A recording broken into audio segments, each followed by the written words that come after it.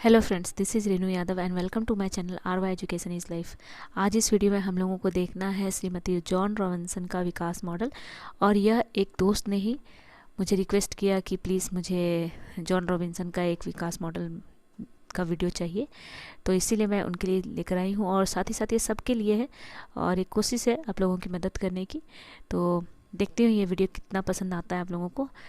तो चलिए स्टार्ट करते, ज़्यादा टाइम वेस्ट ना करते हुए, क्योंकि वीडियो थोड़ा लंबा हो सकता है क्योंकि ये एक ग्रोथ मॉडल है। तो सबसे पहले हम लोगों को जानना है कि श्रीमती जॉन रॉबिन्सन का जो ग्रोथ मॉडल है किस पे आधारित है, क्या उन्होंने ऐसा दिया है इसके बारे में। तो मैं आपको बता दूं कि जब भी किसी का हम लोग विकास मॉडल पढ़ते हैं, किसी भी अर्थशास्त्री का, तो उसके बारे में थोड़ा परिचय होना ज़रूरी है। मतलब उस अर्थशास्त्री के बारे में भी जानना ज़रूरी है। तो चलिए स्टार्ट करते हैं। यहाँ पे हम लोग सामने देख सकते हैं कि यहाँ परिचय में मैंने लिखा है इंट्रोडक्शन है ये। तो पहले हम लोग जानेंगे कि श्रीमती जॉन रॉबिन्सन का पूरा नाम क्या था। तो इनका पूरा नाम था जॉन वायलेट रॉबिन्सन, और ये एक नियो क्लासिकल इकोनॉमिस्ट थी। ठीक है, 9 प्रतिष्ठित इकोनॉमिस्ट अर्थशास्त्री थी। और इनका जो जन्म हुआ था 31 अक्टूबर 1903 में, और इनकी जो मृत्यु हुई थी 5 अगस्त 1983। और कहाँ हुई थी? इंग्लैंड में। ठीक है, और इनका जो जन्म स्थान है, याद रखिएगा, इंग्लैंड के सरे में हुआ था। ठीक है, और इनकी जो मृत्यु हुई ना, वो प्लेस था इंग्लैंड के कैम्ब्रिज में इनका मृत्यु हुआ। अब है कि इनकी एक महान पुस्तक थी द अक्यूमुलेशन ऑफ कैपिटल, और इसी बुक में उन्होंने लिखा है ऐसे इन द थ्योरी ऑफ इनका इकोनॉमिक ग्रोथ, जो 1956 में प्रकाशित हुआ। और 1956 यानी के बाद 1957 में सोलो का मॉडल आया था। ठीक है, अब श्रीमती जॉन रॉबिन्सन ने जो मॉडल हम लोगों को दिया है वो एक विकास मॉडल है, और उनकी कुछ मान्यताएं हैं। ठीक है, इसी मान्यता के आधार पर हम लोगों को पढ़ना है कि इन्होंने जो मान्यता दी वो किस हद तक एक अल्प विकसित देशों पर लागू होती है, इसके बारे में हम लोग जानेंगे। तो ज़्यादा तो नहीं बड़ा होगा ये वीडियो, थोड़ी सी जानकारी जानना ज़रूरी है। तो सबसे पहले खुली एवं बंद अर्थव्यवस्था है। इनका मानना है कि जो अर्थव्यवस्था पे ये मॉडल लागू किया जाएगा वो एक बंद अर्थव्यवस्था पे ही स्पेशली लागू हो रहा है। पर इन्होंने खुली और बंद अर्थव्यवस्था दोनों, यानी कि अबंद और बंद अर्थव्यवस्था माना है। ठीक है, चलिए पहला तो हो गया कि इनका जो मॉडल है वो एक बंद अर्थव्यवस्था पे आधारित है। दूसरा है उत्पादन के 2 ही साधन हैं। उनके अनुसार उत्पादन के 2 ही साधन हैं जो अर्थव्यवस्था में केवल कार्य करते, एक है पूंजी और दूसरा है श्रम। पूंजी को इंग्लिश में बोलते हैं कैपिटल और श्रम को बोलते हैं हम लोग लेबर। नेक्स्ट है इनका जो तीसरा पॉइंट याद रखिएगा आप लोग कि जो इन्होंने दिया है उस पॉइंट के आधार पे, तीसरा पॉइंट है आपका, दिए गए उत्पाद का उत्पादन करने के लिए पूंजी और श्रम स्थिर अनुपात में है। यानी कि इनके द्वारा इनका कहना है कि किसी भी वस्तु का उत्पादन के लिए जो उत्पाद लिए गए हैं तो उसमें याद रखिएगा पूंजी तथा श्रम जो है ना, क्या है, स्थिर है, कांस्टेंट अनुपात में, यानी कि कांस्टेंट है, उसमें किसी तरह का चेंजेस नहीं किया गया है। नेक्स्ट है इनका टेक्निकल प्रोग्रेस, यानी कि जो तकनीकी प्रगति है वो नहीं है। यानी कि इनकी जो विकास मॉडल है, इनके विकास मॉडल में किसी तरह की तकनीकी प्रगति को शामिल नहीं किया गया है। नेक्स्ट है 5 नंबर, श्रम की प्रचुरता। एक श्रम की प्रचुरता इसमें बहुत ज़्यादा है कि जब आपकी मर्जी जितनी हो आप लेबर लगा सकते हो, इसमें श्रम की कमी नहीं है। नेक्स्ट है आय का वितरण, याद रखिए, आय का वितरण एवं उद्यमी के बीच होता है। तो आय का वितरण, जो इनकम होता है वो श्रमिक को दिया जाता है और उद्यमी को। तो श्रमिक को जो आय मिलता है, जो वेतन मिलता है, वो क्या करते हैं, उपभोग पे खर्च कर देते हैं। और जो आपके उद्यमी हैं, जो एंटरप्रेन्योर्स हैं, वो क्या करते हैं, अपनी आय का जो भाग मिलता है, उनको जो आय मिलती है वो निवेश में लगा देते हैं, यानी कि कुछ नया प्रोडक्शन में वो लगा देते हैं। 7वां जो इनका पॉइंट है, इनके अनुसार उद्यमी, ये हो गया। यानी कि इस 7वां पॉइंट में और एक चीज़ याद रखिएगा कि श्रमिक कुछ भी बचाते नहीं हैं, बस इसका यही मतलब है। और वो पूरा का पूरा क्या करते हैं, मजदूरी जो है उनका वो उपभोग में खर्च कर देते हैं। ठीक है, बस यही पॉइंट है जो इसका याद रखिएगा। चलिए आगे हम लोग देखते हैं पॉइंट नंबर 8, कीमत स्तर स्थिर है। जो आपका पॉइंट नंबर 8 है, ये क्या है, कीमत स्तर क्या है, कांस्टेंट है। ठीक है, यानी कि जो प्राइस लेवल है वो क्या है, कांस्टेंट है, चलिए, और 9 नंबर, ये अल्प विकसित देशों पर लागू होता है। ठीक है, ये किस पे लागू होता है? अल्प विकसित देशों पर ही लागू होता है। तो ये इनकी 9 कुछ मान्यताएं हैं, इसी के आधार पे इनका मॉडल दिया गया है। तो आगे हम लोग देखते हैं। अब यहाँ एक नोट करने वाली बात है, नोट कर ले कि ये जो मॉडल दिया गया है उस मॉडल को किसने गणितीय रूप प्रदान किया, क्योंकि श्रीमती रॉबिन्सन ने तो नहीं दिया था, ये याद रखिएगा। तो इसको गणितीय रूप जो दिया है वो दिया है कीनत के कुरीहरा। ये पूछा जा सकता है कि श्रीमती जॉन रॉबिन्सन के विकास मॉडल को गणितीय रूप में किसने प्रस्तुत किया? तो कीनत के कुरीहरा ने किया था, और उन्होंने ही ये गणितीय मॉडल प्रस्तुत किया है। इसको आप लोग याद रखना, ठीक है। तो ये है गणितीय मॉडल। तो ये rho y is equal to WN plus P rho के। इसका मतलब है कि जो इनकम है वो आपके WN प्लस PK, यानी कि आपका जो लेबर और यहाँ पे जो कैपिटल है दोनों के योग के बराबर होता है। ये आपका याद रखना है, ठीक है। तो यहाँ पे सबके मतलब हम लोग समझ लेते हैं कि यहाँ पर जो Y है या रो है उसका क्या मतलब है यहाँ पर। चलिए, तो यहाँ पे दिया हुआ Y का मान जो है नेशनल इनकम, राष्ट्रीय आय। W है जो आपका रियल वेजेस है, किसका रियल वेजेस? लेबर्स के। और ये लेबर्स कौन है? जो वर्किंग है, जो काम कर रहे हैं। तो वैसे श्रमिक हैं जो काम पे लगे हुए हैं। फिर आते हैं आगे रो। रो का मतलब लाभ की दर है, यहाँ पे रेट ऑफ प्रॉफिट की बात की गई है यहाँ पर। उसके के यहाँ पे क्या है? कैपिटल है, कैपिटल। और जो आपका पी है एवरेज प्राइस ऑफ आउटपुट है, ठीक है। इतना हम लोगों को याद रखना है। चलिए आगे हम लोग इसको मैथमेटिकल टर्म में देखते हैं कि इसको कैसे हम लोग सॉल्व कर सकते हैं। तो देखिए यहाँ पे जो आपका दिया हुआ है rho y is equal to WN plus P rho के। अब यहाँ पे हम लोगों ने क्या करना है कि P रो के है, हम लोग इसको लेफ्ट साइड ले आते हैं, ठीक है। अब हम लोगों ने इक्वल टू कर लिया, और राइट साइड किसको लिया है? रो वाई को, और इसको WN में क्या किया, यानी कि माइनस WN हो गया। ये वाला जो आपका स्टेप है ये कैसे आया ये भी मैं आपको एक्सप्लेन कर देती हूँ, क्योंकि कुछ बच्चे समझेंगे कि यार यहाँ तो ये प्लस में दिया है पर यहाँ आया तो माइनस कैसे हो गया। तो मैं ये इसको समझा देती हूँ ताकि आपको दिक्कत ना हो। चलिए, तो हम लोगों को ये समझना है कि वो माइनस में कैसे आया। तो सबसे पहले हमारा इक्वेशन यहाँ पे रखा हुआ है। अब हम लोगों ने क्या करना है कि इसे लेफ़्ट साइड लाना है। तो जब इसको हम लोग लेफ़्ट साइड ले जाएंगे इक्वल टू के उस साइड, तो ये प्लस में इधर आएगा तो माइनस में हो जाएगा।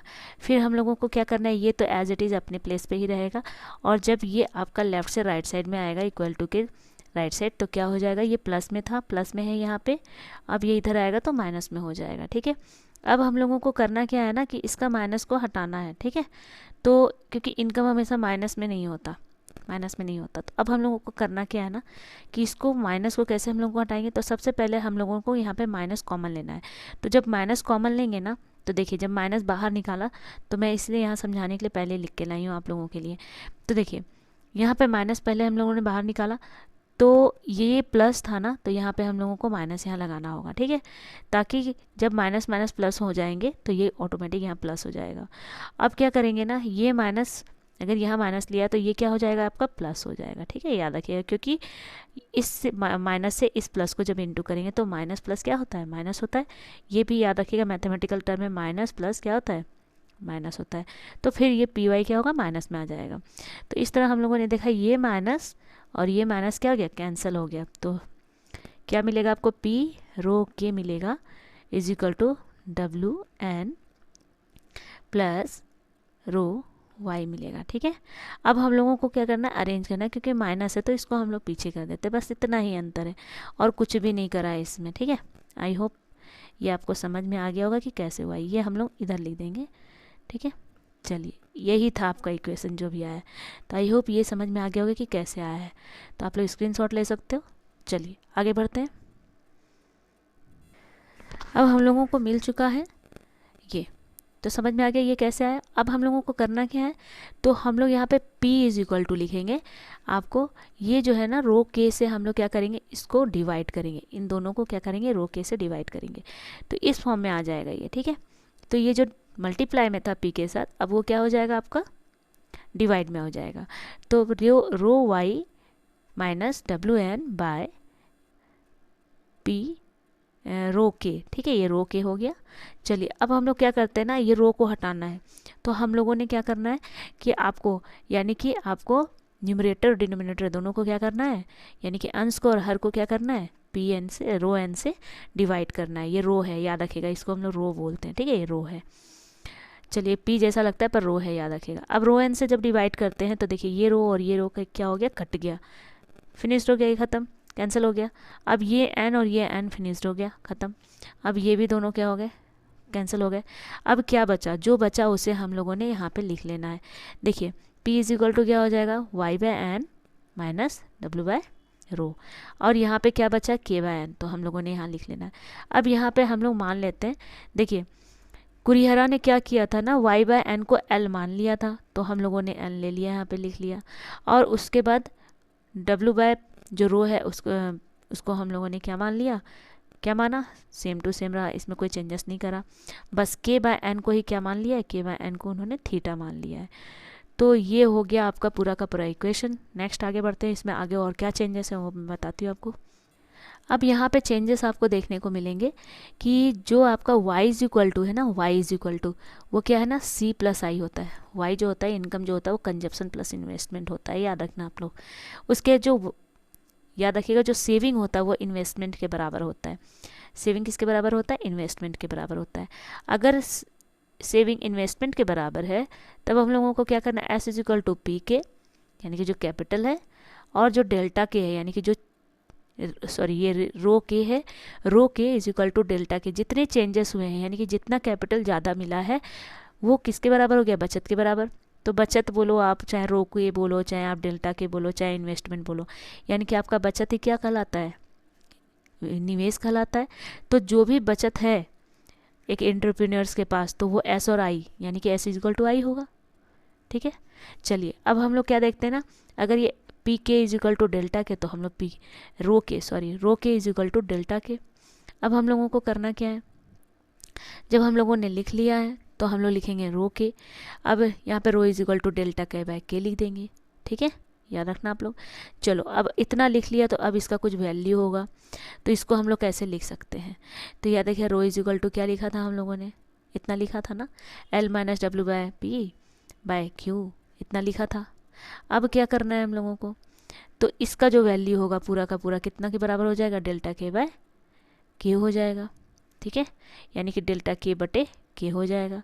तो यहाँ पे एक चीज़ याद रखिएगा, इसी कंडीशन को कहा गया है रेट ऑफ अक्यूमुलेशन, यानी कि कोई चेंजेस नहीं होगा यहाँ पर, ठीक है। अब यहाँ पे कुछ बातें हैं जो याद रखिएगा। तो यहाँ पे रो इज इक्वल टू क्या हो जाएगा, डेल्टा के बाय के, तो डेल्टा के को क्या मान लिया, पी मान लिया, जो कि क्या है आपका प्राइस लेवल है, और के को मान लिया ओ, जो कि आपकी पूंजी की गहनता है, जो आपका पूंजी, जो आपका कैपिटल है। अब है आगे पढ़ते हैं कि श्रीमती रॉबिन्सन ने एक स्वर्ण युग की बात करी है, ठीक है, क्या करा है, स्वर्ण युग की बात करा है। तो इसमें जानना है कि वो स्वर्ण युग किस बात पे कहती हैं, क्या ऐसा था जो स्वर्ण युग के बारे में भी उन्होंने बताया था कि स्वर्ण युग आएगा किसी भी अर्थव्यवस्था में, कब आएगा। तो देखिए यहाँ पे मैंने आपके लिए एक छोटा सा लिखा है, जब पूंजी की वृद्धि दर डेल्टा के बाय के, डेल्टा के अपॉन के अलावा के अतिरिक्त जनसंख्या की वृद्धि दर डेल्टा एन अपॉन एन दूसरा महत्वपूर्ण तत्व है, यानी कि याद रखिएगा डेल्टा के अपॉन के और डेल्टा एन बाय एन दोनों क्या है, बहुत दो महत्वपूर्ण तत्व हैं जो अर्थव्यवस्था के लिए बहुत ही इम्पॉर्टेंट एलिमेंट हैं, तत्व हैं जो अर्थव्यवस्था की वृद्धि को निर्धारित करते हैं। यस, अर्थव्यवस्था में वृद्धि हो रही है तो यही दोनों निर्धारित करते हैं कि अर्थव्यवस्था में वृद्धि होगी कि नहीं होगी। यहाँ पे ये है कि इन्होंने बताया कि जब डेल्टा के अपॉन के, यानी कि डेल्टा के बटे K is equal to delta N upon N, delta N बटे एन हो जाती है, तो दोनों बराबर हो जाते हैं, ये और ये दोनों मात्राएं क्या हो जाए, जब बराबर हो जाए आपस में, तो फिर क्या होगा, तब अर्थव्यवस्था में पूर्ण रोजगार और संतुलन में होती है। ये किसका कहना था, ये रॉबिन्सन का कहना था। उनका कहना था कि अगर ये दोनों आपस में बराबर हो जाती हैं तो क्या होगा, आपस में संतुलन होगा। और इससे ही जॉन रॉबिन्सन ने क्या कहा था, जॉन रॉबिन्सन ने कहा था स्वर्ण युग, और इसी आधार पर उन्होंने कहा था कि अगर इस तरह की सिचुएशन होती है तो अर्थव्यवस्था में संतुलन होगा, रोजगार की स्थिति आएगी, और रॉबिन्सन ने इसे स्वर्ण युग कह दिया। और जब तकनीकी प्रगति तटस्थ हो और उत्पादन के काल ढांचे में परिवर्तन के बिना धीरे धीरे बढ़ रही हो, और प्रतियोगिता मूलक जो यंत्र हैं, जो यानी कि जो आपके मशीनरी हैं, स्वतंत्र से कार्य कर रहे हैं और जनसंख्या स्थिर अनुपात में बढ़ रही है, तब जितने भी श्रम हैं, श्रम के लिए उत्पादन क्षमता की पूर्ति के लिए पूंजी संचय पर्याप्त और तेजी से बढ़ रहे हैं। तब इस सिचुएशन में इन्होंने कहा कि इस तरह की स्थिति में क्या होगा, स्वर्ण युग की स्थिति आएगी। तो बस इतना ही आपको क्या करना है, बस याद रखना है, ठीक है। तो ये था स्वर्ण युग की कहानी जो रॉबिन्सन के द्वारा दी गई है, ठीक है। तो इसके बारे में और बताऊं कि श्रीमती जॉन रॉबिन्सन के अनुसार अर्थव्यवस्था में स्वर्ण युग कब आता है, किस अवस्था में आता है, कब किस समय आता है, तो इसके बारे में भी मैं आपको बता देती हूँ, ठीक है। अब कुछ स्थितियां हैं जो अर्थव्यवस्था में स्वर्ण युग संभव होता है आने के लिए। तो निम्नलिखित स्थितियां अगर हों अर्थव्यवस्था में तो स्वर्ण युग संभव होता है। तो पहला स्थिति है कि पूंजी की दर उच्चतम हो। पूंजी की दर क्या होना चाहिए, उच्चतम होना चाहिए, और जिससे लाभ की दर क्या हो, स्थिर होगी। तो रॉबिन्सन मानती हैं, श्रीमती रॉबिन्सन जी ये मानती हैं कि अगर किसी भी अर्थव्यवस्था में पूंजी संचय की जो दर है ना उच्चतम होती है तो लाभ की दर हमेशा स्थिर होगी और उसे कायम रखा जा सकता। और यही जो पूंजी की दर होगी श्रम शक्ति के आनुपातिक दर तथा प्रति व्यक्ति उत्पादन की वृद्धि में आनुपातिक दर के बराबर होगी, और इस तरह से स्वर्ण युग कायम रखा जा सकता है, ठीक है। तो दूसरा पॉइंट है कि वृद्धि अनुपात स्थिर होना चाहिए। उनके अनुसार जो वृद्धि अनुपात इसलिए स्थिर होना चाहिए क्योंकि वृद्धि अनुपात अगर बार बार पूंजी में जो वृद्धि है ना, अगर वो बार बार परिवर्तन किया जाए तो स्वर्ण युग नहीं होगा बल्कि वो भंग हो सकता है, स्वर्ण युग हट सकता है किसी भी अर्थव्यवस्था से। तो ये दो पॉइंट हैं, आप याद रखिएगा। और जब ये भी याद रखिएगा कि ये भी हो सकता है कि जब वृद्धि बहुत ज़्यादा हो जाए या स्थिर हो, तो वृद्धि अगर स्थिर है तो शांति भंग नहीं होगी, यानी कि आप स्वर्ण युग में हैं, ठीक है। पर अगर कुल स्टॉक में वृद्धि हो जाए या पूंजी संचय में वृद्धि हो जाए तो हो सकता है कि आपका स्वर्ण युग क्या हो जाए, भंग हो जाए। ये याद रखिएगा, श्रीमती रॉबिन्सन का कहना था। और एक चीज़ मैं बता दूं कि यहाँ पर और एक पॉइंट उन्होंने जिक्र किया है, और ये जो पॉइंट है वो है जैसे पूंजी के स्टॉक में कुल टोटल स्टॉक में वृद्धि नहीं होना चाहिए, कुल स्टॉक में वृद्धि नहीं होना चाहिए। अगर ज़्यादा से ज़्यादा वृद्धि होगी तो जो पूंजी संचय की जो प्रक्रिया होती है वो मंद हो जाएगी और जिसके कारण से गतिहीनता की अवस्था शुरू हो जाएगी और अर्थव्यवस्था में जो स्वर्ण युग है वो अपने रास्ते से हट जाएगी और फिर ये स्वर्ण युग नहीं रहेगी बल्कि एक नए स्वर्ण युग का निर्माण हो जाएगा। और नए वृद्धि अनुपात से नया जब स्वर्ण युग आएगा तो वह वृद्धि अनुपात क्या होगा, उत्पादक क्षमता में वृद्धि लाएगा, उपभोग में कमी आ जाएगी। और इसके विपरीत क्या होगा, वृद्धि अनुपात में कमी होने से या तो बेरोजगारी आ सकती है या फिर उपभोग में वृद्धि हो सकती है। ये उन्होंने कहा था कि अगर पूंजी के स्टॉक में बहुत ज़्यादा अगर वृद्धि नहीं होना चाहिए तो वृद्धि होने से क्या होगा कि लोग ज़्यादा से ज़्यादा बचत करना शुरू करेंगे और बचत करना शुरू करेंगे तो फिर क्या होगा, स्वर्ण युग की बात ही नहीं होगी, उत्पादन क्षमता कम होगी। ऐसा रॉबिन्सन मानती थी। और एक चीज़ उन्होंने और ही बताया है कि ये भी बात इम्पॉर्टेंट है कि अगर इस तरह की स्थिति होती है तो बेरोजगारी की समस्या सबसे ज़्यादा उत्पन्न होने के चांसेस है, जिसमें वृद्धि अनुपात क्या होगा, शून्य हो जाएगा, लाभ के दर भी शून्य हो जाएंगे, उद्योग के समस्त जितने भी उत्पादन के मजदूरी हैं वो सब क्या होगा, उत्पादन में खपा लेगी, यानी कि उत्पादन में ही लगते जाएगा। तो इस तरह की जब स्थिति आती है तो उन्होंने आर्थिक प्रहर्ष की स्थिति को कहा है। याद रखिएगा, इसे क्या कहा है, आर्थिक प्रहर्ष, ये याद रखिएगा, ठीक है, प्रहर्ष की स्थिति। ये भी पूछा जा सकता है कि आर्थिक प्रहर्ष की स्थिति किसने कहा है, तो वो रॉबिन्सन ने कहा था। तो इस प्रकार हम लोगों ने देख लिया कि जो श्रीमती रॉबिन्सन का जो मॉडल है वो बिल्कुल किसका एक परिष्करण है, हैरोड-डमर मॉडल का ही परिष्करण है, याद रखिएगा। और संभाव्य वृद्धि दर हैरोड की प्राकृतिक वृद्धि दर पर ही ये आधारित है। तो ज़्यादा कुछ नहीं है क्योंकि श्रीमती रॉबिन्सन का जो मॉडल है बिल्कुल एक अल्प विकसित देशों पर ही लागू किया जाता है और इसकी कुछ कमियां हैं और दोष भी हैं जो ज़रूरी तो नहीं है, बस मॉडल से पूछा जाए तो इतना काफ़ी है आप लोगों के लिए। तो आई होप ये वीडियो पसंद आएगा, और अगर आपको पसंद आता है तो प्लीज़ कमेंट बॉक्स में कमेंट करें, और अगर आपको पसंद आए तो प्लीज़ मेरे चैनल को सब्सक्राइब करें, मेरे वीडियो को लाइक करें, और साथ ही साथ अपने दोस्तों के साथ शेयर भी करें। Thank you, bye.